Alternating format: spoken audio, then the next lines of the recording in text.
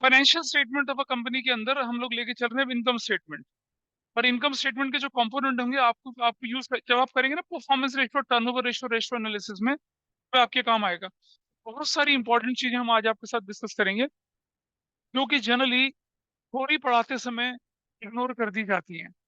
अब देख रहे हैं ना, इस चैप्टर में टाइम लग रहा है। इस चैप्टर में इसीलिए टाइम लग रहा है ताकि जब मैं आपको रेशियो एनालिसिस कराऊंगा, आपको लेके ओ अरे वाह कितना आसान है, क्योंकि आप सारी सारी चीजों को जानते हैं। बैलेंस शीट के कंपोनेंट जानते हैं, इनकम स्टेटमेंट के कंपोनेंट जानते हैं। Things are going to be easier for you. देखिए जरा, ऑनलाइन में this document is visible to all of you, बताइए। Yes sir. Yes sir. तो हमने बताया था कि पार्ट 2 ऑफ शेड्यूल 3 ये कहलाता है statement of profit and loss. Part 3 of schedule 3 कहलाता है एडिशनल इन्फॉर्मेशन, जिसका हमें कोई लेना देना नहीं है। आप देख पा रहे होंगे, ये है रेवेन्यू फ्रॉम ऑपरेशंस। अगर मैं इसको स्क्रॉल कर रहा हूँ, सबसे पहले क्या चीज दिख रही है आपको? Revenue from operations.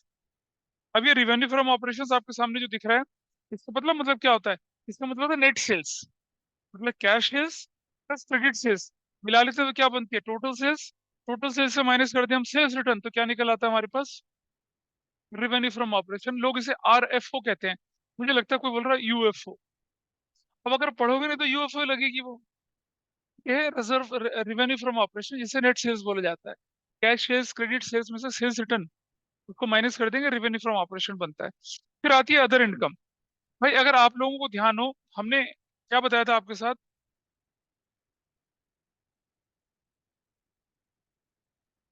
अगर आप लोगों को ध्यान होगा, हाँ, एक्सपेंसेस हमने बोले थे डायरेक्ट और इनडायरेक्ट होते हैं। इनकम हमने बोली थी डायरेक्ट या इनडायरेक्ट होती है। भाई डायरेक्ट इनकम जो होती है वो वही तो है, सेल्स। और उसके अलावा जितनी भी इनकम होगी वो सब क्या कहलाती हैं? इनडायरेक्ट इनकम कहलाते हैं। जैसे आपको profit from sale of machinery, land, building, वो मिल लिया आपको। रेंट रिसीव्ड हो गया आपका, इंटरेस्ट रिसीव्ड हो गया आपका, डिविडेंड रिसीव्ड हो गया आपका, कमीशन रिसीव्ड। अगर आपका बिजनेस ट्रेडिंग है तो नहीं। मतलब जितनी भी इनकम आप लोगों को मिल रही है अदर देन सेल, वो सब क्या कहलाती हैं? आपकी रेवेन्यू फ्रॉम ऑपरेशन। लेकिन एक ये समझना अब आप, हम कोई चीज मैन्युफैक्चर करते हैं, मैन्युफैक्चर करते समय हमारे पास ना कुछ स्क्रैप बच जाता है।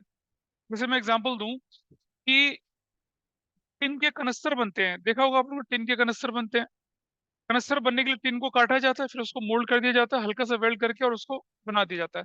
तो वो बच जाता है जो स्क्रैप, वो स्क्रैप भी तो बिकता है। अच्छा, आपने टेलर की शॉप में, हालांकि आप लोग तो रेडीमेड गारमेंट खरीदते हैं, लेकिन कभी भी किसी टेलर शॉप अगर गए होंगे, टेलर क्या करता है? अगर कपड़ा आपका लगना होगा 1.6 मीटर, 1.75 मीटर कपड़ा मंगाता है आपसे। ठीक है, फिर आपकी पैंट और शर्ट की जो है वो काटता है। और काटने के बाद बहुत सारे टुकड़े बच जाते हैं, जिसे कतरन कहते हैं। क्या कहते हैं? कतरन बोलते हैं। तो कतरने के बाद जो बच जाएगा उसको, हिंदी में कहावत सुनेंगे, तेरे पर कतर डालेंगे हम लोग। कतरने का मतलब जानते हैं क्या होता है?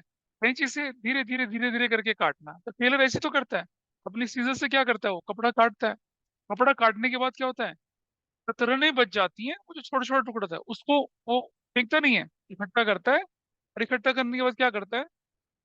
कुछ लोग ऐसे होते हैं जो उन्हीं कतरनों से मैट बनाते हैं, दरियां बनाते हैं। उस तरह से करते हैं वो लोग। हाँ हाँ, पैचिंग के काम आ जाता है। पैचिंग के काम तो नहीं आता, दरियां बन जाती हैं, उसका मतलब रीयूज हो जाता है उसका। उसे सेल ऑफ स्क्रैप बोला जाता है। तो सेल ऑफ स्क्रैप भी रेवेन्यू फ्रॉम ऑपरेशन के अंदर ही इंक्लूड होगा। बाकी चीजें क्या कहलाएंगी आपकी? बाकी चीजें आपकी सेल ऑफ स्क्रैप के अंदर दी जाएगी, वो अदर इनकम कहलाएगी, जिसे हम non operating income, other income, वैसे इनडायरेक्ट इनकम बोलते हैं। थोड़ा आगे चलते हैं। अब बारी आती है cost of material consume, purchase of stock. इनको हम एक एक करके डिटेल में डिस्कस करेंगे। Changes in inventory of finished goods, work in progress and stock in trade. अच्छा समझिएगा, ये जो बोल रहे हैं ना, अच्छा देखो, मैंने तो आपको पढ़ाया था raw material, work in progress और फिनिश गुड्स। बोलिए। भाई जब हम पढ़ते थे पहले अकाउंटिंग में, तो क्या बोलते थे? आपका स्टॉक रॉ मटेरियल का हो सकता है। आप गारमेंट बनाते हैं, पैंट और शर्ट का कपड़ा खरीद के रख लिया आपने, धागा खरीद के रख लिया, बटन खरीद के रख लिया, बुकरम खरीद के रख लिया, दिस इज रॉ मटेरियल। फिर आपने पैंट और शर्ट बना दी, कॉलर नहीं लगे, जेब नहीं लगी, जिप नहीं लगी, लूप नहीं लगी है ना? या फिर आज बटन नहीं बने, वो क्या हो गया? वर्क इन प्रोग्रेस हो गया। तीसरी कैटेगरी ये क्या होता है? बना के बिल्कुल स्टैंड के अंदर रख रखे डिस्प्ले में सेल्स के लिए, फिनिश गुड्स बोलते हैं। आप सरप्राइजिंगली यहाँ देखेंगे क्वेश्चन के अंदर क्या लिखा हुआ है? Changes of inventory of finish goods लिखा हुआ है, जो तैयार है। वर्क इन प्रोग्रेस लिखा है, वो भी ठीक है। स्टॉक इन ट्रेड लिखा वो भी ठीक है, रॉ मटेरियल नहीं लिखा हुआ। बताओ तो रॉ मटेरियल क्यों नहीं लिखा भाई इन्होंने? रॉ मटेरियल, रॉ मटेरियल खरीद लिया आपने, या अगर सुनो, रॉ मटेरियल खरीदा और वो कंज्यूम हो गया। अगर रॉ मटेरियल खरीदा और कंज्यूम हो गया तो कॉस्ट ऑफ मटेरियल कंज्यूम का पार्ट बन गया ऊपर। और फिगर है ना, कॉस्ट ऑफ मटेरियल कंज्यूम। हम क्या लिखते थे? Opening stock plus purchase plus direct expense minus closing stock. बचपन में फॉर्मूला सीखा था। तो जो रॉ मटेरियल होता है वो तो ऊपर कॉस्ट ऑफ मटेरियल कंज्यूम में लग गया, उसका इंक्रीज डिक्रीज थोड़ी देखेंगे। Opening stock of raw material, closing stock of raw material, वो तो कॉस्ट ऑफ गुड्स कंज्यूम्ड में यूज हो गया। यहाँ क्यों दिखेगा वो? इसलिए वो यहाँ नहीं दिखता। यहाँ क्या दिखता है? देखो बेटा समझो, जो वर्क इन प्रोग्रेस है या जो फिनिश स्टॉक है उसे कॉस्ट ऑफ मटेरियल कंज्यूम नहीं बोल सकते हम। कॉस्ट ऑफ मटेरियल कंज्यूम जो बनता है या कॉस्ट ऑफ गुड्स सोल्ड जिसे बोलते हैं हम लोग, वो क्या होता है? मतलब आपने अपने पास ओपनिंग स्टॉक में कितना और परचेज किया, कितने एक्सपेंसेस लगाए, और जो नहीं बिका उसे माइनस कर दिया, वो कॉस्ट ऑफ गुड्स सोल्ड होता है। ठीक है। यहाँ पर हमारे पास फिनिश गुड्स है, सेमी फिनिश्ड है, बिका तो है ही नहीं है। तो जो बिका नहीं है उसके ओपनिंग और क्लोजिंग स्टॉक का फिर हम कंपैरिजन करके देख लेते हैं। सोचो, ओपनिंग स्टॉक था 10 लाख रुपए का, क्लोजिंग स्टॉक था मान लो 8 लाख रुपए का, तो ड्यूरिंग ईयर कितना यूज हो गया? 2 लाख यूज हो गया, है ना? ओपनिंग स्टॉक था 10 लाख का, क्लोजिंग स्टॉक है 15 लाख का, तो ड्यूरिंग ईयर कितना और परचेज कर लिया? 5 लाख परचेज कर लिया। वैसा करते हैं। इसीलिए यहाँ पर आपको रॉ मटेरियल का नहीं दिखेगा, वो कॉस्ट ऑफ मटेरियल कंज्यूम के अंदर चला जाता है। अच्छा सुनिए, ये कॉस्ट ऑफ मटेरियल कंज्यूम और cost of goods sold same होता है? नहीं होता।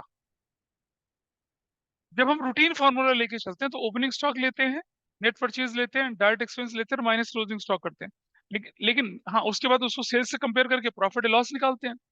ग्रॉस प्रॉफिट का बच्चों ने फॉर्मूला पढ़ा था फाइनेंशियल स्टेटमेंट विदाउट एडजस्टमेंट में। यहाँ अगर हम कॉस्ट ऑफ मटेरियल कंज्यूम निकालेंगे तो कैसे निकालेंगे? कॉस्ट ऑफ मटेरियल कंज्यूम वाला पार्ट लेके चलेंगे, एक एक इसको जोड़ेंगे, एक purchase of stock in trade जोड़ेंगे, ठीक है, और इसके बाद जोड़ेंगे चेंजेस इन इन्वेंट्री, ये जोड़ेंगे। बस 3 चीजें जोड़ेंगे। अगर एम्प्लॉय बेनिफिट एक्सपेंस डायरेक्ट हुआ उसे भी ऐड करेंगे। फाइनेंस कॉस्ट को दूर दूर तक जोड़ना नहीं बनता।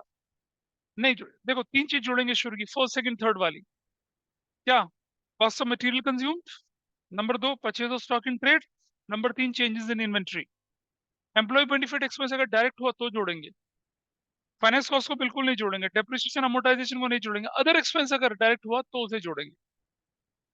तो जब हम रेशियो एनालिसिस पढ़ेंगे ना और प्रॉफिटेबिलिटी रेशियोज पढ़ेंगे, तो वहां क्वेश्चन आएगा कॉस्ट ऑफ मटेरियल कंज्यूम निकालने का। यहीं से होता है। जो बचपन में फॉर्मूला पढ़ा था, देखो अगर सीधा सीधा ओपनिंग स्टॉक दे रखा हो, क्लोजिंग स्टॉक दे रखा हो, परचेज रिटर्न दे रखी हो, परचेज दे रखी हो, डायरेक्ट एक्सपेंस दे रखी हो, तो ट्रेडिशनल फॉर्मूला लगता है। कौन सा फॉर्मूला लगता है? ट्रेडिशनल वाला। और ट्रेडिशनल वाला फॉर्मूला क्या था? वो ये था, कॉस्ट ऑफ गुड्स सोल्ड, जिसको हम बोलते थे कॉग्स। ऐसा करते थे ना बच्चे बचपन में, कॉग्स क्या होता था? वो opening stock plus net purchases plus plus plus direct expenses, और माइनस क्या करते थे? क्लोजिंग स्टॉक है, ऐसा करके निकालते थे इसको। ऐसा चलता था वो फॉर्मूला। लेकिन यहाँ कब? In case of, in case of statement of profit and loss, यहाँ यहाँ क्या लिखते हैं आप? Cost of material consumed plus, देख रहे हैं क्या क्या चीज दिख रही है? पहला पार्ट क्या बोला हमने? Cost of material consume. दूसरा पार्ट क्या बोला देखो? प्लस परचेजेस ऑफ, हाँ बेटा कैसी बात कर रहा है? अब ये कॉस्ट ऑफ गुड्स सोल्ड जो है ना, इसको सेल्स से कंपेयर करेंगे। Sales price 5 lakh, cost of goods sold 4 lakh, आपको प्रॉफिट हो गया। Sales price 4 lakh, cost of goods sold 6 lakh, तो आपको लॉस हो गया। अच्छा, purchase of stock in trade, अभी स्टॉक इन ट्रेड बताऊंगा क्या होता है, और उसके बाद क्या करेंगे? Plus changes in inventories of किसकी? Finish goods, finish goods comma work in progress comma, और क्या बोले? And stock in trade. Stock in trade का बार बार जिक्र आ रहा है, अभी बात करते हैं, बस इतना ही। इन तीन चीजों को जुड़ा के हमारे पास क्या बनेगा? Cost of material consume. Cost of material consume, हाँ, ये वाला। In case of statement of profit and loss हम क्या निकालते हैं? कॉस्ट ऑफ, मैं रुक जा, पहले हमारा पॉइंट क्या था? फर्स्ट वाला point cost of material consume है। अच्छा, कॉस्ट ऑफ, रुक जा बेटा, मैं बता रहा हूँ क्या, रेवेन्यू फ्रॉम ऑपरेशंस बोलते हैं इसको। Cost of revenue from operations बोलते हैं उसको। कॉस्ट ऑफ गुड्स सोल्ड को यहाँ पर cost of revenue from operation बोले थे, cost of goods sold, cost of goods sold, ठीक है। और cost of revenue from operation एक ही चीज है। फर्क ये होता है, फर्क फर्क ये होता है, सुन जा, फर्क ये होता है कि किसके केस में यूज होता है? सोल प्रोप्राइटरशिप में। ये कहाँ होता है? कंपनी में। अच्छा, plus employ benefit expenses if direct, तभी जुड़ेंगे, अदरवाइज नहीं। Plus other expenses if direct, तभी जोड़ेंगे, अदरवाइज नहीं जोड़ेंगे। तो जो आप बुक्स में फॉर्मूला देखिए जनरली वो तीन का फॉर्मूला मिला, कोई याद है? रेशियो एनालिसिस में करते थे इसको, प्रॉफिटेबिलिटी रेशियो, शायद कर ली हो खत्म तुमने। हाँ, तो ये वहां इस्तेमाल होता है, ठीक है जी। कॉस्ट ऑफ गुड्स सोल्ड और cost of revenue from operations, वो यूज होता है पार्टनरशिप में और सोल प्रोप्राइटरशिप में, ये यूज होता है कंपनी के केस में। तो फॉर्मूला दिखने में अपेरेंटली बदल जाता है, लेकिन मतलब वही है सारा, ठीक है, ध्यान रखेंगे। चलिए अब एक एक कंपोनेंट को लेके चलते हैं, ये हमें रेशियो एनालिसिस में इस्तेमाल करना है ढंग से। आप देखेंगे जब मैं ये पढ़ाऊंगा तब आपको मैं सिर्फ इसका जिक्र करूंगा, एंड यू विल अंडरस्टूड कि हाँ हमने इसे चैप्टर 1 में डिटेल में पढ़ा था। हाँ, कहाँ?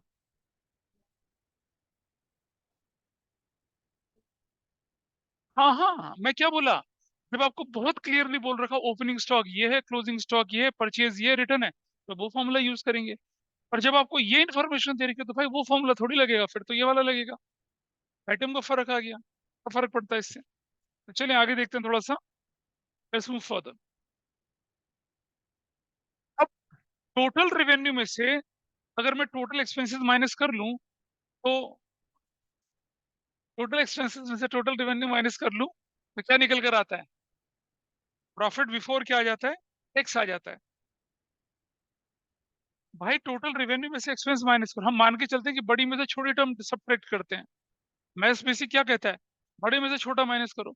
अरे जब तुम टेंगली टेंगली क्लास में थे तो तुम्हारे टीचर ने ये सिखाया होगा, बेटा तुम्हारे पास 4 आम है, तुम 15 लोगों में बांट दो, तो चक्कर खा के गिर जाते, मैथ्स के नाम से तुम्हें बुखार चढ़ जाता। ऐसा थोड़ी होता है। तो जनरली ये माना जाता है कि बड़ी में से छोटी चीज को सब्ट्रैक्ट करेंगे, वैसा निकल कर आता है। और उसमें से टैक्स माइनस कर दिया तो क्या निकल आया? प्रॉफिट आफ्टर टैक्स निकल आया। बस इसके बाद भी बहुत कुछ होता है नीचे तक, but that is not there in your syllabus. अच्छा, एक और चीज करते हैं। अब आपके सामने एक इमेजिनरी डाटा वाली फिगर है, इसको नहीं देख रहा मैं आपके सामने यहाँ एक एक आइटम को लेकर चलना शुरू करता हूं। सबसे पहले बारी आई इसके revenue from operations. Revenue from operations कौन सा होता है? जिसे कंपनी अपनी ऑपरेटिंग एक्टिविटी से क्या करती है? अर्न करती है, यानी कि principal revenue generating activities. Van Heusen ने पीटर इंग्लैंड के शोरूम, अब कभी आपने देखे होंगे डीएलएफ में या फिर जीआईपी में देखा होगा, वैन हुसैन का, पीटर इंग्लैंड का कपड़ा पैंट शर्ट वाले दुकानें जो होती हैं, वो दुकान तो खैर डाउनग्रेड हो जाएगा, शोरूम बोलते हैं इसको, ज्यादा अच्छा लगता है। अब आप देखिएगा ये लोग क्या करते हैं, इनकी इनकी जो शोरूम में पैंट दिखेंगी, शर्ट दिखेंगी आपको, ब्लेजर्स दिखेंगे आपको, और आपको ब्लेजर के साथ जो अंदर से वेस्ट पहनी जाती है, क्या होता है वो छोटा सा, जिसके बाजू नहीं होता है, कोट के अंदर पहनते हैं जिसे वेस्ट कोट। वेस्ट कोट कहते हैं जिसको, हाँ वो जो भी होता होगा यार, वो पहनते हैं, ठीक है। लेकिन आपको वहां पर लेदर की बेल्ट दिखेंगी आपको उधर, आपको सॉक्स दिखेंगे, मेंस के गारमेंट्स दिखेंगे उधर आपको, मंकी दिखेंगे आपको, टाई दिखेंगे आपको, कफलिंग्स दिखेंगे आपको, टाई पिन दिखेंगे आपको, मतलब बहुत सारी ऐसे मेंस की ग्रूमिंग किट दिखेंगे आपको, वहां पर दिखेगा वो सब। लेकिन भाई पीटर इंग्लैंड या वैन ह्यूसेन वाला मैन्युफैक्चर थोड़ी करता है उसको, दूसरों से खरीद लेता है। तो जो आप खुद मैन्युफैक्चर करेंगे वो किसका पार्ट बनते हैं? कस्टम मटेरियल कंज्यूम का पार्ट बनते हैं, रॉ मटेरियल से जिसे बनाते हैं, करेक्ट। पर जो आप बना बनाया खरीदते हैं बेचने के लिए, उसे स्टॉक इन ट्रेड बोलते हैं। उसे स्टॉक इन ट्रेड बोलते हैं। ये जो बेल्ट हो गई, कफलिंग हो गया, टाई टाई पिन वगैरह हो गया, ये सब क्या कहलाती है? हाँ, जो जो दूसरों से मैन्युफैक्चर करके बनवा लेते हो आप उससे बना बनाया प्रोडक्ट खरीदते हो। फिर लेदर का पर्स है ना, तो पीटर इंग्लैंड वाला ना वैन ह्यूसेन वाला कोई नहीं बनाता लेदर का पर्स। हाँ, स्टैंप लगी रहती है। वुडलैंड में देखिए, आप वुडलैंड में देखा आप लोगों ने? वुडलैंड के पर्स बने होते हैं, उसमें स्टैंप लगवा देते हैं, वो मैन्युफैक्चरर से हो जाता है। भाई सबसे मजेदार चीज क्या होती है, जितनी भी एलईडी ट्यूबलाइट वगैरह बनती हैं, ये फिलिप्स हो गया, और ये बजाज बजाज खुद नहीं मैन्युफैक्चर करते हैं इसे, ये दूसरों से बनवाते हैं, स्टैंप अपनी लगाते हैं। गोदरेज के जो रेफ्रिजरेटर्स हैं, गोदरेज नहीं बनाता है, सुमित इलेक्ट्रॉनिक्स बनाता है। कॉन्ट्रैक्ट मैन्यू सुमित इलेक्ट्रॉनिक्स से कॉन्ट्रैक्ट मैन्युफैक्चरिंग है। One of my student in my छोटा सा स्कूल, उनके फादर क्या करते थे, सैमसंग के लिए, एलजी के लिए, बाकी बड़ी बड़ी कंपनियों के लिए एयर कंडीशनर बनाते थे। उनके प्लांट थे हरियाणा की तरफ, उत्तराखंड की तरफ। अगर ऐसा जिस भी कंपनी, वो हमें स्पेसिफिकेशन दे देते, टेक्नोलॉजी वगैरह वो सब प्रोवाइड करते हैं, हम तो बनाते हैं उनके लिए। कुछ बेचते हैं भाई, मार्केटिंग करते हैं वो लोग, बेचते हैं और क्या करते हैं, दुनिया भर के ऐड आ रहे होते हैं, क्रिकेट स्टार से तुम्हारे अपने एसी रेफ्रिजरेटर कूलर की ऐड करवा रहे होते हैं। हिंदुस्तान यूनिलीवर लिमिटेड कुछ नहीं मैन्युफैक्चर करता, एफएमसीजी कंपनी बोलते हैं उसे। क्या करता है, दूसरों से बनवाता है, अपने स्टैंप लगा के बेचता है उसे। फिर मार्केटिंग कंपनी, कोलगेट पामोलिव है, मार्केटिंग कंपनी है सारी की सारी, खुद नहीं बनाते। नहीं बनाते भाई, हैरान मत हो, खुद नहीं बनाते, दूसरों से बनवाते हैं लोग। बाबा रामदेव भी तो खुद थोड़ी बनाते हैं कुछ। ये जो प्रोजेक्ट है, क्या उनके खेत में उग रहे होते हैं सारे के सारे धनिया वगैरह, सब कुछ नहीं उग रहे होते, किसानों से खरीदते हैं, ब्रांडिंग कर रहे होते हैं। सफल के बूथ वाले, मदर डेयरी के बूथ वाले जो दालें वाले बेच रहे होते हैं, मंगत राम की दालें बेच रहे होते हैं मदर डेयरी वाले। मंगत राम कौन है, उनका ससुर थोड़ा ही है मदर डेयरी वालों का, है कोई वेंडर, उससे उसकी दालें ले रहे होते हैं, उसको बना के। मार्केटिंग कंपनीज होती है। मदर डेयरी जो दूध बेच रही होती है, खुद थोड़ी मदर डेयरी ने गाय भैंसे थोड़ी पाल रखी है, वेंडर से लेते हैं, उसको प्रोसेस करते हैं, स्किम करते हैं, उसके बाद उसको अपने ब्रांड से बेचते हैं। ऐसे चलता है। तो revenue from operations other income के अंदर चले जाते हैं। भैया those income which are incidental to a business, incidental, कभी कभी रेंटल मिल जाए, या कभी कभी कुछ हो जाए, या कभी कभी गेन हो जाए, या रेगुलरली भी हो सकती है। देखिए, रेंटल इनकम आपकी principal core revenue generating activity नहीं है, अंटिल अनलेस आप बिल्डर हैं, अंटिल अनलेस आप प्रॉपर्टी डीलर हैं। भाई बिल्डर के लिए और प्रॉपर्टी डीलर के लिए प्रॉपर्टी क्या है, गुड्स है। एक बिल्डर के लिए एक घर या फ्लैट एक यूनिट होता है सिर्फ, आपके लिए आपके सपनों का संसार होता है। बिल्डर के लिए तो एक यूनिट है सिर्फ। तो कई लोग सोचते हैं ना, बिल्डर इतने इमोशनलेस क्यों होते हैं? भाई उनका तो रोज का काम होता है ना, ये घर बेचना, वो नहीं बेच। जैसे भाई एक दुकानदार ने कमीज बेची, पैंट बेची, ऐसा बिल्डर एक घर बेच रहा होता है, उसका तो वही सेल्स है, वही सोर्स ऑफ इनकम है। Got it? जिसका आपका बिजनेस है, उसको आप सेल करेंगे। हाँ, मैन्युफैक्चरिंग हो चाहे ट्रेडिंग हो, जो आप बेच रहे हैं, जो आपकी कोर एक्टिविटी है, वो आता है। तो अदर इनकम के अंदर क्या हो जाता है, जैसे देखें जरा, अदर इनकम की बात करते हैं हम लोग, सुनो। अभी जो अदर इनकम है, वो रेगुलर मैन्युफैक्चरिंग के लिए अलग होगी, और बैंकिंग और फाइनेंस कंपनी के लिए अलग अलग होगी। अभी हम थोड़ी देर में इसका डिस्कशन करने वाले हैं। जरा इलस्ट्रेशन देखिए नीचे। फैक्ट्री का एम्प्लॉय हो गया, डायरेक्ट हो जाएगा। ऑफिस का एम्प्लॉय हो गया, इनडायरेक्ट हो गया। बच्चों ने पढ़ा नहीं था, बड़े फैक्ट्री के जितने भी खर्चे तो सारे डायरेक्ट कहलाते हैं। और अगर ऑफिस के खर्चे होंगे तो क्या कहलाएगा, इनडायरेक्ट कहलाएगा। तो डायरेक्ट इनडायरेक्ट दोनों। आपने फैक्ट्री एम्प्लॉय के लिए कुछ किया, तो वो डायरेक्ट की कैटेगरी में चला जाएगा ना, वो ऑपरेटिंग है। हाँ, ऑफिस इनडायरेक्ट में कहा जाएगा वो। हाँ, फैक्ट्री का किराया इसी में आएगा। हाँ, चलो देखें इलस्ट्रेशन 13 में, 31 में। ये कहता है सेल है, सेल ऑफ स्क्रैप है, कैश डिस्काउंट है, इंटरेस्ट अंडर डिविडेंड रिसीट है। अब मुझे बताइए, एक से पता चल जाता है, सेल और कौन सा, सेल ऑफ स्क्रैप, ये दोनों आपके लिए क्या है? हाँ, रेवेन्यू फ्रॉम ऑपरेशन है। और दूसरी बात सुनो, cash discount, interest earn, dividend, ये तीनों की तीनों चीजें क्या आपके लिए हैं? अदर इनकम है। कोई दिक्कत नहीं, आसान था। आइए चलें जरा, अब जरा फाइनेंशियल कंपनी की बात कर लेते हैं भाई। फाइनेंशियल कंपनी के लिए इंटरेस्ट अर्न क्या है, डायरेक्ट है। और डिविडेंड अर्न क्या है, ये भी डायरेक्ट है, क्योंकि उसका तो काम ही होता है इन्वेस्ट करना और डिविडेंड लेना, और इंटरेस्ट लेना देना उसका काम होता है। अच्छा, profit from sale of assets, refund of income tax, ये उसके लिए क्या कहलाएगा? अदर इनकम कहलाएगा। सेल ऑफ, बुक पढ़ो ना बेटा, पेज नंबर 1.41 पे हम। This is fine with everybody. और थोड़ा आगे चलते हैं। यहाँ आपके सामने लिखा हुआ है calculate revenue from operations for a, पहले देख लेना कौन सी कंपनी है वो। हमने बोला नॉन फाइनेंशियल कंपनी। सेल्स हो गया भाई 12 लाख का, सेल्स रिटर्न हो गया 2 लाख का, कितना हो गया 10 लाख। सेल ऑफ स्क्रैप हो गया कितना 25,000 का, 10,25,000। That's your answer. कोई दिक्कत तो नहीं है किसी को? अरे यार अभी क्या बोला था मैं तुमसे कि तुम गारमेंट मैन्युफैक्चरिंग करते हो, कपड़ा लाते हो, उसे कटवाते हो, उससे पैंट शर्ट बनाते हो। हाँ, लड़का इमोशनल हो रहा है। इसके हाँ, इसके दिमाग में पता क्या हो रहा है, वो डिप्रिसिएशन वाला चैप्टर आ गया कि स्क्रैप वैल्यू थी इतनी। बेटा हम क्या बोल रहे हैं आपसे, जब आप डिप्रिसिएशन चैप्टर पढ़ते हो ना, तो स्क्रैप वैल्यू शब्द यूज करते हो मशीन के लिए, है ना? और यहाँ लिखा सेल ऑफ स्क्रैप। तो scrap value is something different और sale of scrap is something different. Sale of scrap का मतलब है मैन्युफैक्चरिंग के प्रोसेस में अगर कुछ बच गया, रेजिड्यूअल बच गया, उसको बेचते हैं, उसे सेल ऑफ स्क्रैप कहते हैं। तुमने जो कार खरीदी थी ना, मैन्युफैक्चर तो नहीं करी थी ना, तो जो कार खरीदी थी, और कार खरीदने के बाद जब 10 साल 20 साल बाद वो कबाड़ा बन गई, तो स्क्रैप वैल्यू बोला जाता है। There is a difference between scrap value and sale of scrap. Sale of scrap manufacturing के प्रोसेस में जो आपको बचता है उसको बोलते हैं, उसे सेल ऑफ से स्क्रैप वैल्यू शब्द नहीं है यहाँ पर, सेल ऑफ स्क्रैप है। स्क्रैप वैल्यू शब्द एसेट्स के लिए यूज होता है। अब मुझे बताइए, आपका सामान आपके गोडाउन में पड़ा था, बारिश आ गई, सामान बिक गया, सामान भीग गया, मतलब वो सारा बारिश से खराब हो गया, अब वो कूड़े के भाव जाएगा। तो स्क्रैप वैल्यू शब्द थोड़ी यूज करते हैं उसके लिए।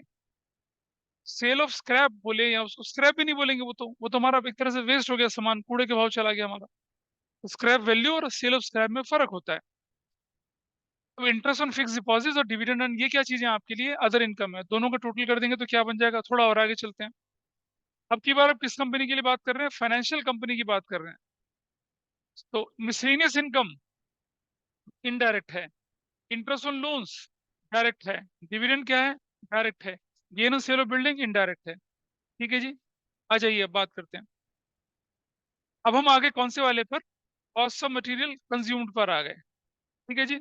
कॉस्ट ऑफ मटेरियल कंज्यूम क्या होता है, रॉ मटेरियल से रिलेटेड होता है। याद है मैंने अभी थोड़ी देर पहले कहा था आपसे, रॉ मटेरियल वहां नहीं दिख रहा क्योंकि कॉस्ट ऑफ मटेरियल यहाँ लगता है। और ये कैसे निकाला जाता है कि आपने इस साल कितना मटेरियल कंज्यूम कर लिया, कैसे पता चलेगा? देखो भाई, आपके पास ओपनिंग स्टॉक कितने का था, वो आपने ड्यूरिंग द परचेज कितना, वो और उसमें से क्लोजिंग माइनस कर दिया वो, and you will get cost of material consumed. मैंने बोला था ना दूसरे में, changes in inventory opening closing का डिफरेंस लेके चलते हैं, रॉ मटेरियल का लेके नहीं चलते, क्योंकि रॉ मटेरियल तो पहली हेडिंग में कवर हो गया आपका, इसीलिए वो तीसरी हेडिंग में कवर नहीं होता है। Got it? तो मेरे पास इस साल कितना मटेरियल कंज्यूम हुआ कैसे पता लगाऊंगा, साल के शुरू में कितना था और कितना परचेज किया और कितना हमने क्या कर लिया और क्लोजिंग स्टॉक कितना बचा, उसका डिफरेंस जो होगा वही तो कंज्यूम मटेरियल आता है। देखिए कैसे, एक एग्जांपल बताता हूँ। आपके पास ओपनिंग स्टॉक 50,000 का था, क्लोजिंग स्टॉक आपके पास कितने का था, 10,000 का था। तो बताइए मटेरियल कंज्यूम कितना है साल के दौरान, 40,000 इजी। अच्छा, आपने ड्यूरिंग द ईयर परचेज जो मटेरियल किया था, परचेज मटेरियल किया था 1 लाख का किया था। अब बताइए, अब आपका 1,40,000 इज मटेरियल कंज्यूम। ऐसा लेके चलते हैं, opening stock of material, raw material plus purchase of raw material minus closing of raw material, तब बोलेंगे आपका कंज्यूम हुआ है ये आइटम। ठीक है? अब चलिए जरा हम दोबारा से इसके कुछ एग्जांपल्स देके चलते हैं। ये वो एग्जांपल्स हैं जो कि जनरली सीबीएसई बहुत बुरी तरह से इग्नोर करता है, लेकिन सीयूटी में नहीं इग्नोर होते हैं। छोटी छोटी चीजें होती हैं और कंसेप्ट होते हैं ये, जो लोग पढ़ते नहीं और उनके खराब हो जाते हैं। जैसे देखिए इलस्ट्रेशन नंबर 35 है, ओरल इलस्ट्रेशन, इसलिए मैं सॉल्व नहीं करा रहा हूँ। Opening inventory of material 250, material purchase 20 lakh, closing कितने की है 3 लाख। तो क्या बन गया आपके पास, 1950 आपके लिए क्या बन गया। यहाँ देखिए, direct cost of material consume, बेटा फर्क समझना, cost of revenue from operation और कॉस्ट ऑफ मटेरियल कंज्यूम दोनों में फर्क है। मैंने बताया था फर्क, ये दोनों का फर्क लिखा हुआ आपके सामने बोर्ड पर। आपको बोला कॉस्ट ऑफ मटेरियल कंज्यूम निकालिए, हमने ओपनिंग इन्वेंट्री मटेरियल ली, हमने मटेरियल परचेज लिया, देख रहे हैं 550 और 2250 कितना हो गया टोटल? 27 28 लाख। और मटेरियल का क्लोजिंग इन्वेंट्री वो इसमें से माइनस करा, and we will get your answer. भाई फिनिश गुड्स तो इंक्रीज डिक्रीज में यूज होगी ना, वो कॉस्ट ऑफ मटेरियल कंज्यूम में तो यूज ही नहीं होती है, तो उसको मैं छेड़ दूंगा, उसको मैं यूज ही नहीं करूंगा। ठीक है। फिर कॉस्ट ऑफ मटेरियल कंज्यूम निकालने के लिए बोल रहा, अब आप देखिए ओपनिंग इन्वेंट्री कितने की? 1.5 लाख रुपए की। वर्क इन प्रोग्रेस भूल जाइए। मटेरियल परचेज कितने का? 15 लाख का, बिल्कुल ठीक है। क्लोजिंग इन्वेंट्री मटेरियल 250 की, ठीक है। Closing inventory work in progress भूल जाइए, उससे हमें कोई लेना देना नहीं। ठीक है। You got your answer. Purchase in stock in trade किसे कहते हैं? देखो ये लिखा है, purchase of stock in trade means goods purchase for reselling. अभी जो शोरूम वाले होते हैं अपने पास कपड़ों के अलावा जो भी एसेसरी रखते हैं वो क्या करते हैं? बनी बनाई लाते हैं और बेच देंगे। ये देखिए ना, they try to give one shop solution for everything. उन्हें मालूम है कि भाई आदमी जब जा रहा है कपड़े खरीदने, क्या पता शायद नया पर्स खरीद ले या नई बेल्ट खरीद ले, अगर उसे दिख जाए तो वो क्या करते हैं? रख लेते हैं। क्योंकि देखिए जनरली भाई मैं तो यही करता हूँ, अगर पैंट शर्ट खरीद रहा हूँ मेरी बेल्ट खराब हो गई तो मैं किसी उसी शोरूम में से एक बेल्ट खरीद लेता हूँ या वॉलेट खरीद लेता हूँ, उसी से खरीद लेते हैं हम लोग। या स्पेसिफिकली अगर हमें क्या करना हो, स्पेसिफिकली खरीदना हो, जाके वो जो ग्रोसरी शॉप्स वगैरह होती है, नोवेल्टी स्टोर वगैरह, तब जाके वहां से खरीद लेते हैं।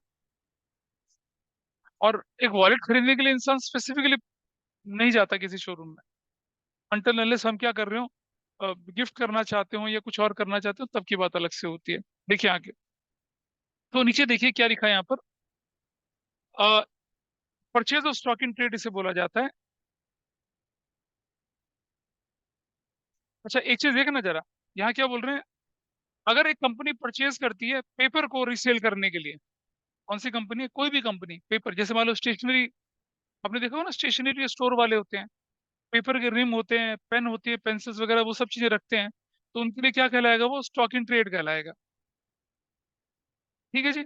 लेकिन अगर नोटबुक बनाने वाली कंपनी क्या खरीदती है? पेपर खरीदती है पेपर मिल से, तो वो क्या कहलाएगा? कॉस्ट ऑफ मटेरियल कंज्यूम कहलाएगा, रॉ मटेरियल बोलेंगे उसको। पेपर रिम लिए आपने बड़े बड़े, और पेपर की शीट्स ली बड़े बड़े, उनसे नोटबुक बना ली अलग अलग साइज की, A4 साइज की बना ली, स्पाइरल बना ली। जो नोटबुक मैन्युफैक्चरिंग कंपनी क्या करते हैं, इनके पास प्रिंटिंग के स्लैब्स भी होते हैं। आपने देखा होगा ब्लैंक पेज की भी नोटबुक आती हैं, एक तरफ खाली एक तरफ भरी भी आती हैं, वो स्टॉक इन ट्रेड कहलाएगा। ठीक है। चलो जरा देखें यहाँ पर। अच्छा तीसरा पार्ट आपके पास क्या निकल कर रहा है? चेंज इन इन्वेंट्रीज की बात करते हैं लोग। ठीक है, बोलना है? कोई बात, बोलो।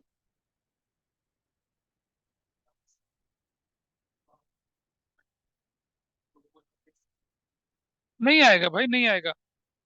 जनरली पेपर के हम क्या, जैसे जो पेपर कंपनीज होती है ना, उनके पास बड़ी बड़े, आप बड़े बड़े साइज की शीट ले लेते हैं।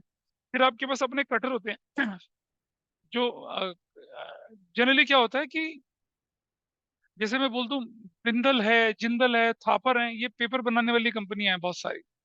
ये बहुत तरह से पेपर बनाती हैं।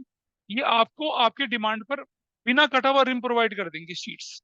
उनके प्राइसेस अलग अलग होते हैं। ठीक है, बड़े साइज की शीट पकड़ा देंगे वो या आप उनको बोलोगे भाई हमें ना A4 साइज में आप काट के दे दो, रैप मत करके देना, वैसा कर लेते हैं वो लोग। जो बोलोगे वैसा हो जाता है। तो जो पेपर रिम होते हैं वो तो मार्केट में अच्छे खासे बिकने वाला प्रोडक्ट होता है उनका, बिक जाता है। लेकिन आप क्या है, कॉपियां बनाते हैं, नोटबुक बनाते हैं, तो आप उनसे क्या करते हैं? जैसे मैं बोलूँ ना, आईटीसी है, आईटीसी की नोटबुक आते हैं ना रजिस्टर वाले, ये क्या करते हैं? पेपर कंपनी से रजिस्टर मतलब ले लेती हैं, बड़े बड़े शीट्स ले लेती हैं। उनको अपने यहाँ पर क्या करती है, उनको रूल्ड में प्रिंट करके और बाइंडिंग करवा के भेज देती हैं उनको। वो कॉस्ट ऑफ मटेरियल कंज्यूम कर।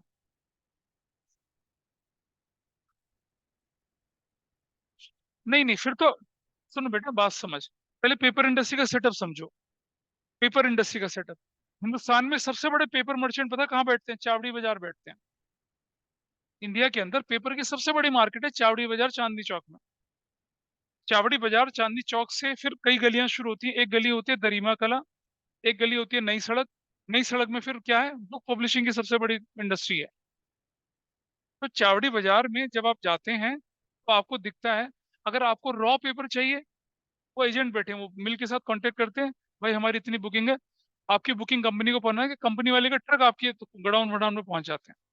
और सुनो, लोटस स्टेशनरी का नाम सुना आपने? लोटस, लोटस हंस। यूज करते हैं कॉपियां।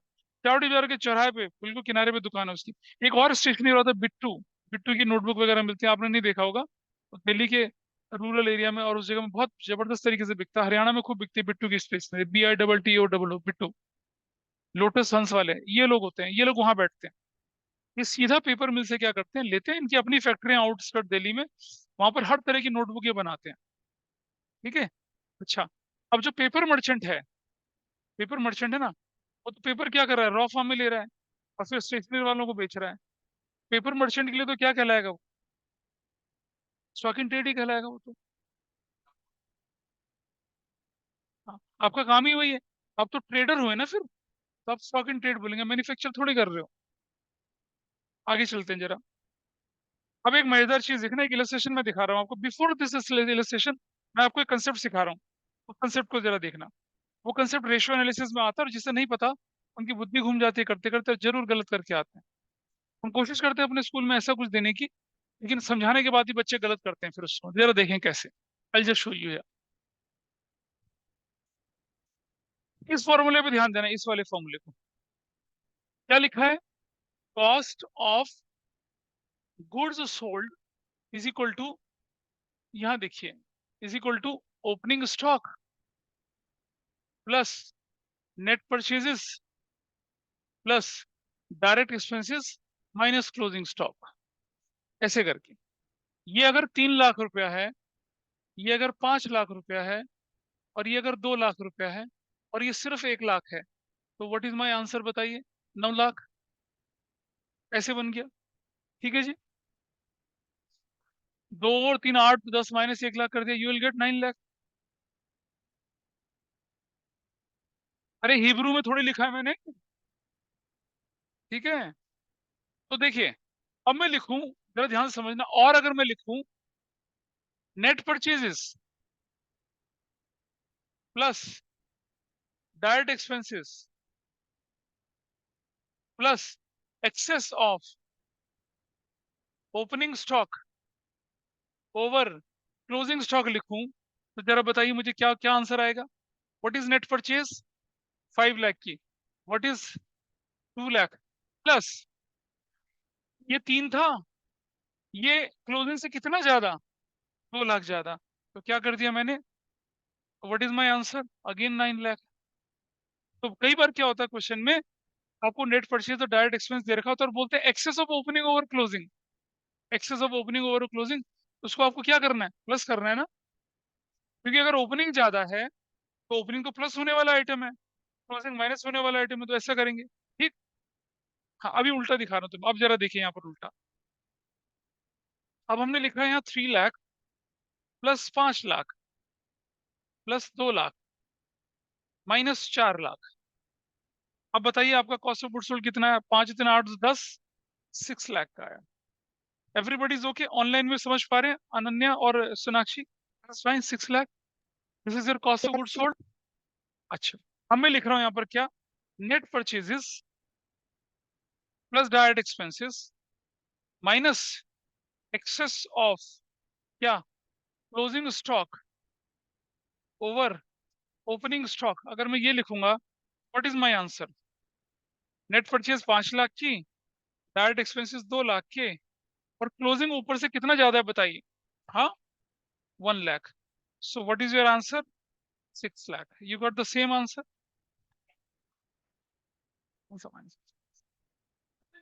4 - 3 बोला भाई, closing minus excess of closing over opening. Closing कितना ज्यादा ओपनिंग से, कितना, 1 लाख तो ज्यादा है, लेकिन उसे माइनस करना है, क्योंकि closing stock is a minus figure और वो बड़ी है, इसलिए ऐसा करा। ठीक है। अब जरा दूसरे पर्सपेक्टिव में देखें, प्लीज सब ध्यान से देखिएगा। ये है ओपनिंग 3 लाख का, और ये क्लोजिंग क्या है, 1 लाख का। ओपनिंग में 3 लाख था, क्लोजिंग में 1 लाख था। ठीक है। ये इंक्रीज इन इन्वेंट्री है या डिक्रीज इन इन्वेंट्री है बताइए। हाँ, डिक्रीज इन इन्वेंट्री है। डिक्रीज इन इन्वेंट्री को क्या किया जा रहा है, प्लस किया जा रहा है। समझिए, excess of opening over closing का दूसरा मतलब क्या है, डिक्रीज इन इन्वेंट्री है। भाई साहब, मैं इतनी देर से क्या बोल रहा हूँ, ये इतनी देर से क्या बोल रहा हूँ मैं, ये क्या फॉर्मूला लगाया मैंने, मैं भी तो वही बोल रहा हूँ, कॉस्ट ऑफ गुड्स सोल्ड की बात कर रहे हैं। लेकिन उसको यहाँ क्वेश्चन में, उसको यहाँ बुक में मैं रिलेट करके दिखाऊंगा अभी आपको। पहले ये कॉन्सेप्ट तो देख लो क्या हुआ, अब जरा समझ लीजिए। तो अगर मैं बोलूं कि ये जो है, ये टर्म, इस टर्म को मैं एक जगह पे क्या बोल सकता हूँ, इसको इसको बोल सकता हूँ ना, decrease in inventory. Sorry, direct नहीं, डायरेक्ट ये वाला, डायरेक्ट टू इंक्लूड हटा के ये वाला, ये पोर्शन, कैसे डिक्रीज इन इन्वेंट्री बोल सकते हैं? कॉस्ट ऑफ गुड्स सोल्ड के फॉर्मूले में क्या हो रहा है, ऐड हो रहा है। Everybody is okay. इसको देखिए, इस वाले को, इसको क्या बोल सकते हैं हम लोग? साल के शुरू में 3 लाख था, क्लोजिंग कितना हो गया, 4 लाख, तो ड्यूरिंग द आपने क्या करा, परचेज किया, तो इंक्रीज। तो क्या बोल सकते हैं हम लोग, पता चल रहा है क्या बोल रहे हैं? नहीं नहीं नहीं नहीं, नहीं। अभी भी, अभी दिमाग ना फेस्टिव मूड में घूम रहा है तुम्हारा। इसे क्या बोलते हैं, इसे increase in inventory, increase in inventory बोल रहे हैं इसको, इसको इंक्रीज इन इन्वेंट्री बोल रहे हैं। तो आपके पास सीधी इंफॉर्मेशन भी हो सकती है, आपके पास एक्सेस ओवर ओपनिंग और एक्सेस ओवर क्लोजिंग भी हो सकता है, और आपके पास इंक्रीज डिक्रीज की कैटेगरी में भी हो सकता है। ठीक है, अब मैं दिखाता हूँ बुक ने कैसे इसे इस्तेमाल कर रखा है, कंसेप्चुअली कैसे यूज होता है। जरा देखिए आपके सामने आपका एग्जाम्पल, आइए भाई देखें जरा। इलस्ट्रेशन 38, देखिए अपने सामने, फिनिश गुड्स की ओपनिंग इन्वेंट्री और क्लोजिंग इन्वेंट्री, बताओ भाई ये इंक्रीज डिक्रीज है, ये क्या है बताइए? ओपनिंग इन्वेंट्री ज्यादा और क्लोजिंग इन्वेंट्री कम, पे कहाँ माइनस होगा भाई? Excess of opening over closing है। Excess of opening over closing क्या कहलाता है? डिक्रीज कहलाता है। क्या होता है? ऐड होता है। जरा नीचे सोल्यूशन देखिए क्या दिख रहा है, फिनिश गुड्स में ओपनिंग माइनस क्लोजिंग, क्या लिखा, पॉजिटिव बना के लिखा 50,000।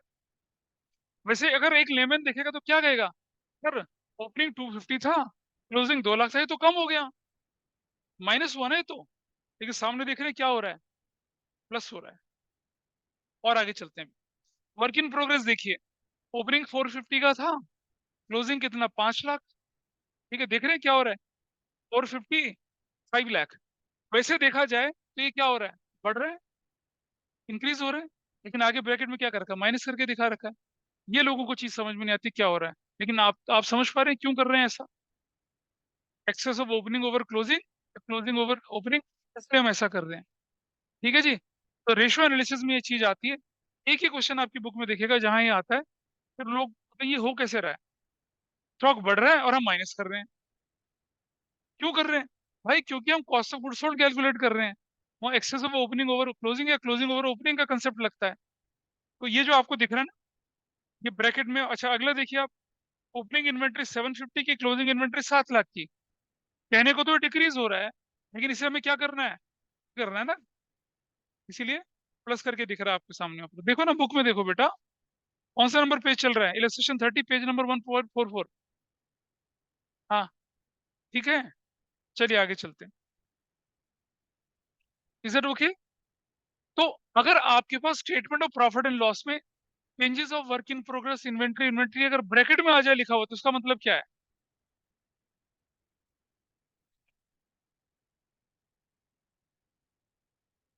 उसका मतलब है excess of closing over opening है। ठीक है, हाँ, इसका मतलब क्या है, नहीं बेटा, इसका मतलब क्लोजिंग स्टॉक ज्यादा है। स्टेटमेंट ऑफ प्रॉफिट लॉस बन रहा है, कॉस्ट ऑफ मटेरियल कंज्यूम है, चेंज इन इन्वेंट्री ब्रैकेट में लिखी हुई है।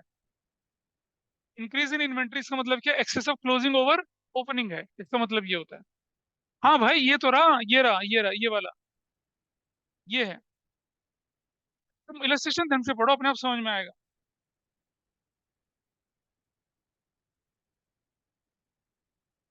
नहीं दिख रहा? इलस्ट्रेशन देख भाई, कौन से पेज में बैठा है? हाँ देखो ना, वो डब्बे के अंदर जो इन्फॉर्मेशन दिख रही है, ओपनिंग इन्वेंट्री 750 की है, नीचे वाली इलस्ट्रेशन देख, सी। और क्लोजिंग इन्वेंट्री 7 लाख है, कहने को तो डिक्रीज है, लेकिन हम इसे क्या कर रहे हैं, प्लस कर रहे हैं। इससे ऊपर वाली देखो, ओपनिंग इन्वेंट्री 450 की है, क्लोजिंग कितने की, 5 लाख की है, कहने को इंक्रीज है, लेकिन हम क्या कर रहे हैं, इसे माइनस कर रहे हैं, क्योंकि ये excess of closing over opening है। ऐसा करके चलते हैं। तो ये स्टेटमेंट ऑफ प्रॉफिट लॉस के अंदर अगर आपको इन्वेंट्री ब्रैकेट में दिख जाए, तो इसका मतलब क्या करना है आपने, उसे माइनस ही करनी है। और ऐसे कैश फ्लो स्टेटमेंट में भी दिखेगा। किसी ने कैश फ्लो स्टेटमेंट पढ़ा है स्कूल में अपने? सही बात है। तो वहां पर भी पिछले साल की ओपनिंग, इस साल का क्लोजिंग, ऐसे डिफरेंस लेके चल रहे होते हैं हम लोग। चलिए ठीक है, दिस पार्ट इज ओके। अब एम्प्लॉय बेनिफिट एक्सपेंसेस आ गया। अब सुनो जरा, एम्प्लॉय बेनिफिट एक्सपेंसेस में क्या क्या चीज चली जाती है? इसके अंदर वेजेस आता है, सैलरीज आती हैं, बोनस आता है, रुक जा मैं बता रहा हूँ, स्टाफ वेलफेयर एक्सपेंसेस, ये सब आते हैं इसके अंदर। अब जरा एक बात समझिएगा, वेजेस डायरेक्ट एक्सपेंस कहलाता है, हाँ या ना? क्योंकि फैक्ट्री फिजिकल वर्क के लिए होता है। सैलरीज इनडायरेक्ट कहलाता है। अब बोनस अगर आपने फैक्ट्री के एम्प्लॉय को दिया तो डायरेक्ट, ऑफिस वालों को दिया तो क्या कहलाएगा? इनडायरेक्ट। लीव एनकैशमेंट अगर फैक्ट्री वाले की हुई तो क्या कहेगी? डायरेक्ट। अबे यार देखो, फिर पिछली क्लासेस में बताया था मैंने आपको, एक व्यक्ति जब रिटायर होता है, उसकी जो ऑन लीव होती हैं उनकी एनकैशमेंट करा लेता है। प्रोविजन फॉर लीव एनकैशमेंट हुआ तो वो क्या जाएगा? नॉन करंट लायबिलिटी में लॉन्ग टर्म प्रोविजन में जाएगा। और अगर लीव एनकैशमेंट मतलब पेमेंट हो रही है, किसके अंदर जाएगा? ये इनकम स्टेटमेंट के अंदर, एम्प्लॉय बेनिफिट एक्सपेंस के अंदर जाएगा।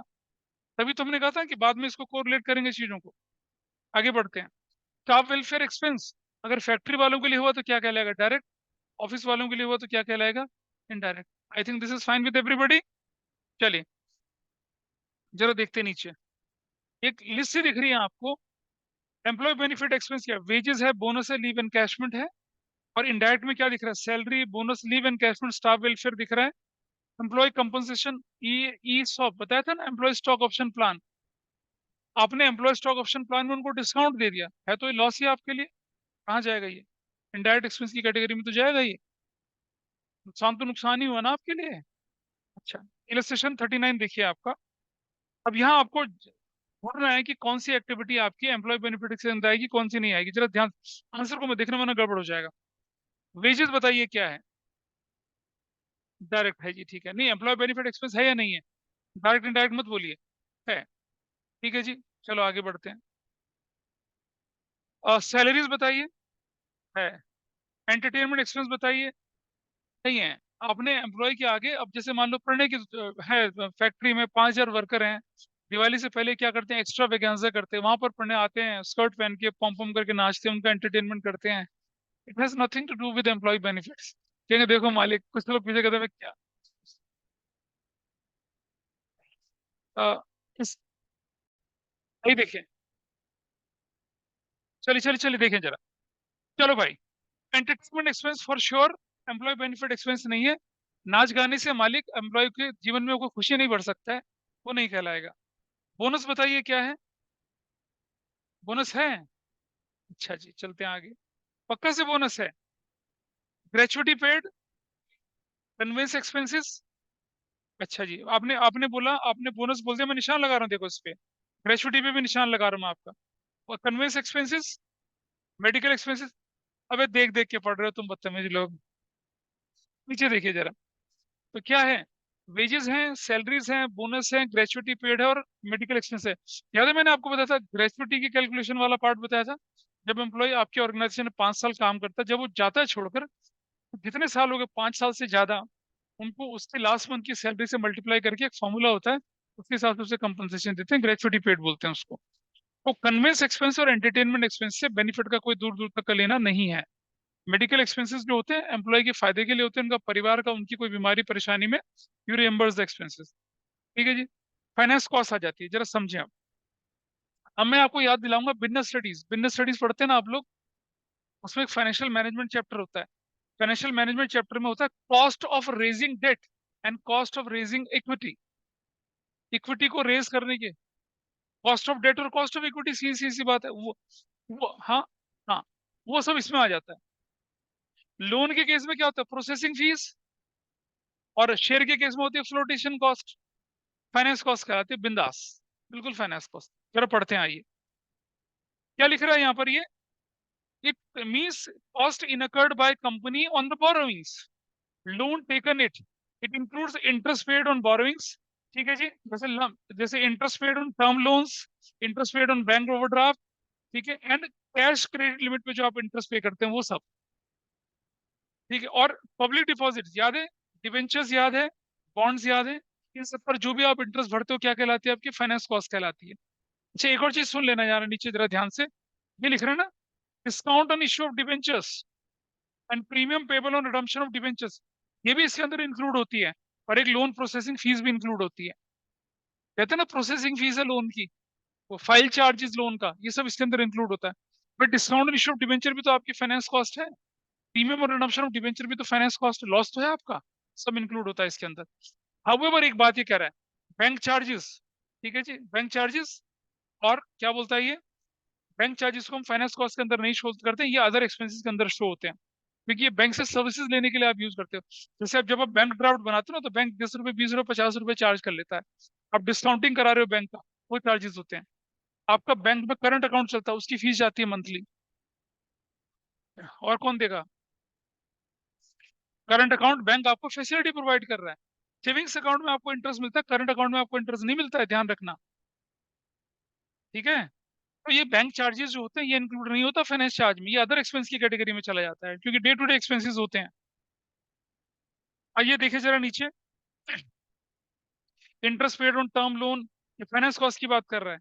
ये interest paid on term loan use होगा, बैंक ओवर होगा, discount on issue of debenture होगा, होगा या नहीं होगा बताइए, आंसर देखिए। Discount on issue of debenture होगा, चलो देखते हैं आगे। Interest receive on fix deposits होगा, नहीं होगा, अभी तो मिल रहा है भाई। बैंक चार्जेस नहीं होगा, इंटरेस्ट पेड ऑन डिपॉजिट्स होगा, तो देख लीजिए आपके सामने, होगा। दो चीजें नहीं होंगी सिर्फ।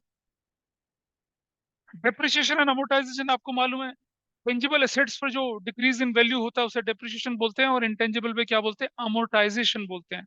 ये आपका अलग से कैटेगरी में, अदर एक्सपेंस की कैटेगरी में बहुत सारी चीजें आ जाती हैं अब आपकी। जैसे देखिए आप, कैरियज इनवर्ड, कैरियज आउटवर्ड, ठीक है, ये सब डायरेक्ट इनडायरेक्ट दोनों के, कैरियज इनवर्ड जो है डायरेक्ट है, और कैरियज आउटवर्ड क्या है? इनडायरेक्ट है। ये सारे के सारे एक्सपेंसेस, अदर एक्सपेंस का कोई सीमा नहीं है, मतलब वो तो क्वेश्चन स्पेसिफिक होता है, उसके हिसाब से चलते हैं, डायरेक्ट इनडायरेक्ट दोनों हो सकते हैं, मैंने उस समय ही बताया था आपको। तो आपने इस तरह से क्या हाँ, ये अदर एक्सपेंस में जाएंगे ना, कन्वेंस के खर्चे हो गए, ये सब अदर में जाएंगे, ठीक है। नोट्स टू अकाउंट्स, ये हमने बोला, स्टेटमेंट ऑफ प्रॉफिट लॉस का और बैलेंस शीट का नोट्स टू अकाउंट्स अलग अलग बनता है। कैश फ्लो स्टेटमेंट के बारे में हम सबसे लास्ट चैप्टर में पढ़ेंगे, बहुत डिटेल नहीं पढ़ेंगे यहाँ पर। अब कुछ थ्योरेटिकल चीजें चली आती हैं जिनको हमें पढ़ना है। Now it says objective of financial statements, question CUET में आता है, which of the following is not the objective of financial statement? मालूम तो हो कौन कौन से हैं, क्या बोल रहा है ये? Provide financial data, shows implication of operating profit on the financial position. It provides information about cash flow to investors and creditors, provides sufficient reliable information, present true and fair view of business. Business की effectiveness को assess करने में हमें financial statement से help मिलती है। Provide आपकी वो एक्टिविटी जो सोसाइटी को इफेक्ट करती है उसकी आपको हेल्प पता चलता है, और अकाउंटिंग पॉलिसीज क्या क्या आपने फॉलो करती है उसको डिस्क्लोज करने में हेल्प मिलती है। एसेंशियल्स ऑफ फाइनेंशियल स्टेटमेंट क्या है? ये क्या है कि फैक्चुअल इंफॉर्मेशन इसके अंदर होती है। ये थ्योरेटिकल पार्ट है जिसका हम सिर्फ जिक्र करेंगे, डिटेल नहीं देखेंगे, याद है। अंडरस्टैंडेबिलिटी, कंपेरेबिलिटी, याद करो बचपन में मैंने आपको बताया था, वेरीफाइबल, रेलेवेंट, याद है। Qualitative aspect of accounting information, timeliness, ये सारी सारी क्वालिटेटिव एस्पेक्ट्स हैं। तुम्हारे तो एग्जाम्पल लिया था बचपन में, जब मैंने एग्जाम्पल लिया था, तुम्हारी सहेली के दद्दू नहीं रहे थे, तुम पहुंचे थे वहां पर। ये बचपन में मैं, जो छोटी क्लास के बच्चे होते हैं ना, उनको एक एग्जाम्पल लेता हूँ, रिलेवेंसी का एग्जाम्पल, कि भाई देखो, प्रणय की सहेली के दद्दू नहीं रहे, तो ये कॉन्डोलेंस मीटिंग में जब जाता है तो क्या करता है? पीली पैंट, लाल कमीज, गले में मोटी भैंसे जैसी चेन स्कूल डाल के, ठीक है, यहाँ बंदूकें लगा के, हैट पहन के, चा, चाकू वाले जूते पहन के, और ठप ठप करके चल रहा था। सूज जिसको ऐसे मारो तो चाकू निकल आए ऐसे करके। हाँ, याद है। ये मैंने 11th क्लास में इनको एग्जाम्पल दिया था, बड़ा मजेदार एग्जाम्पल था, वो लिया था। इसको, एक बच्चा सिंसियर है, या तो वो थका हुआ है या सीरियसली सुन रहा है, ठीक है, दोनों में से एक चीज है, उसको भी नहीं पढ़ने दोगे तुम? पढ़ने दो यार। चलो, पार्टीज इंटरेस्टेड, यहाँ क्वेश्चन 1 मार्क का बता, how how creditor are interested in financial analysis या फाइनेंशियल इंफॉर्मेशन। देखिए भाई, इंटरनल यूजर में मैनेजमेंट है, मैनेजमेंट क्या जानना चाहती है बताइए? मैनेजमेंट जानना चाहती है कि भाई मेरा बिजनेस ग्रो करेगा, डाइवर्सिफाई करेगा, प्रॉफिटेबल है नहीं प्रॉफिटेबल, स्टार्ट करूं या चलाऊं, इस इंफॉर्मेशन पे ये इससे बिजनेस की एफिशिएंसी, प्रॉफिट का मैक्सिमाइजेशन, ठीक है, आप सेलिंग प्राइस क्या रखेंगे, आप कॉस्ट कंट्रोल कैसे करेंगे, उसे रिड्यूस कैसे करेंगे, नए प्रोजेक्ट में इन्वेस्ट करेंगे नहीं करेंगे, ये सब आपका इंटरेस्ट होता है। 11th की अकाउंटेंसी में था, बिजनेस स्टडीज में नहीं था। 11th account. एक्सटर्नल यूजर में कौन है भाई? सुनो सुनो, शेयर होल्डर। शेयर होल्डर जानते हैं क्या? कि भाई आपका पैसा सेफ है, आपका पैसा ग्रो कर रहा है और आपको रेगुलरिटी ऑफ रिटर्न मिल रहा है, ये जानना चाहते हैं। एम्प्लॉयज जानना चाहते हैं कि भाई आपको पैसा टाइम पे मिलेगा, बोनस देंगे या नहीं देंगे, आप इंसेंटिव देंगे देंगे, वेजेस सैलरी टाइम पे देंगे या नहीं देंगे, ये जानना चाहते हैं। बैंक एंड फाइनेंशियल इंस्टीट्यूशन, भाई आपको लोन देने से पहले वो आपकी फाइनेंशियल पोजीशन जानना चाहते हैं कि whether you are having a sufficient profit और नॉट। बैंक और फाइनेंशियल इंस्टीट्यूशन ये जानना चाहते हैं कि whether we can grant you credit और नॉट। इन्वेस्टर, पोटेंशियल इन्वेस्टर जानना चाहते हैं कि भाई क्या हमारा पैसा रिस्क फ्री है या नहीं है, ग्रो करेगा नहीं करेगा, सेफ रहेगा नहीं रहेगा। क्रेडिटर ये जानना चाहते हैं कि आप जो सामान उधार बेचा उसकी रिकवरी कर पाएंगे नहीं कर पाएंगे। सरकार क्या जानना चाहती है? सरकार जानना चाहती है कि आपने सारे के सारे एक्ट को कंप्लाई किया है नहीं किया है, और आप टैक्स की लायबिलिटी क्या बनती है। और securities exchange board of India यहाँ अलग से जुड़ जाता है, जो कि सोल प्रोप्राइटरशिप में नहीं था। ये जानना चाहते हैं कि क्या आपने company with in the limit interest of investor सारे काम कर रही है नहीं कर रही है, क्योंकि सेबी तो प्रोटेक्ट करता है इन्वेस्टर का इंटरेस्ट। ऐसा करके लिमिटेशंस वही लिमिटेशंस हैं जो लिमिटेशन फाइनेंशियल स्टेटमेंट की आपने बचपन में पढ़ी थी। हिस्टोरिकल कॉस्ट है जी ये पास्ट को देख के चलता है, प्रेजेंट का इससे कोई लेना देना नहीं होता।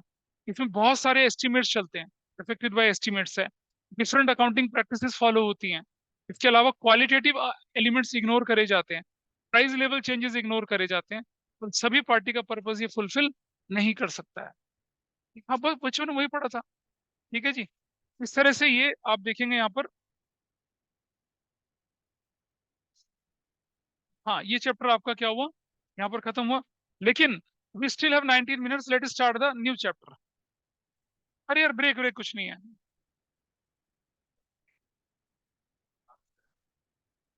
जैसा आप बोलो।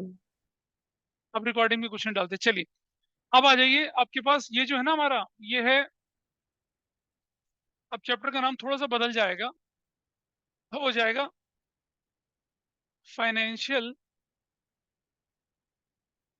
Statement analysis. और ये जो है चैप्टर 2 है, इसकी क्लास 1 ऐसे करके हम बोल रहे हैं इसको। ज्यादा नहीं है मतलब, बहुत बेसिक बेसिक चीजें पढ़ेंगे, क्योंकि इसकी जो इसके अंदर से इस बार सीयूटी में 2 क्वेश्चन आए थे। पूरे मतलब जो थ्योरी का नन्हा सा चैप्टर है, लेकिन क्वेश्चन आए थे। हमें दिखाता हूँ आपको, देखें यहाँ पर। अगर हम बोले tools of analysis of financial statements, क्या क्या टूल्स होते हैं जरा देखिएगा। Number 1, comparative statements. Number 2, common size statement.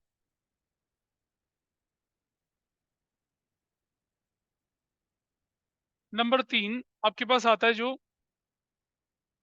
Trend percentages. Number 4, ratio analysis.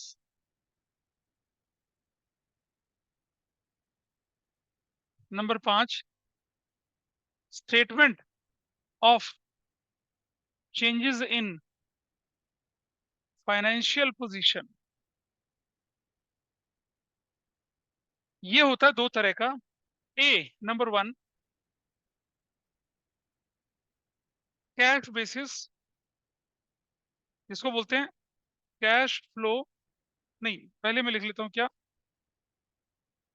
Working capital basis. Working capital basis, इसको बोलते हैं funds flow statement. Funds flow statement. और दूसरा जो होता है वो होता है कैश बेसिस, इसको बोलते हैं कैश फ्लो स्टेटमेंट, ऐसे बोलते हैं। जिसमें से ट्रेंड परसेंटेज आपके सिलेबस में नहीं है और फंड्स फ्लो आपके स्टेटमेंट सिलेबस में नहीं है। कंपैरेटिव है, कॉमन साइज है, रेशियो एनालिसिस है और कैश फ्लो स्टेटमेंट है। नहीं, सीयूटी में भी ये नहीं है, क्योंकि एनसीईआरटी में भी ये नहीं है और एनसीईआरटी में भी ये भी नहीं है, लेकिन इनका नाम है सिर्फ, जस्ट फॉर द रेफरेंस आपको मालूम होना चाहिए कि ये होते हैं।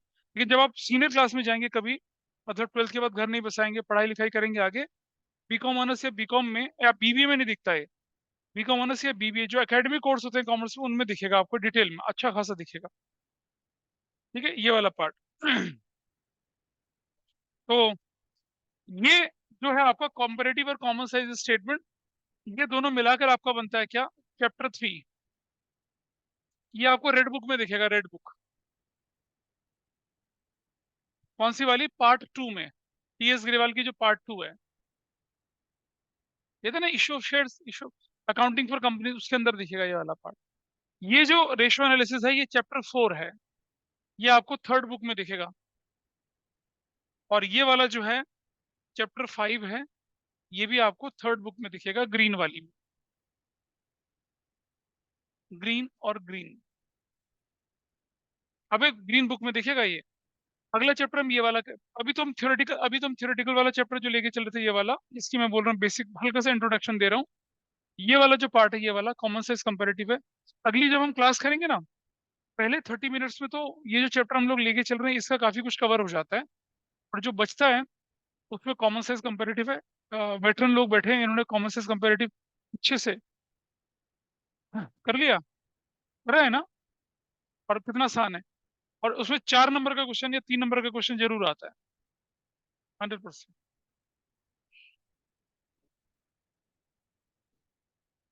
अभी नहीं नहीं नहीं, वो जब बताएंगे देखा होगा, जब होगा तब देखेंगे। और आगे चलते हैं थोड़ा सा।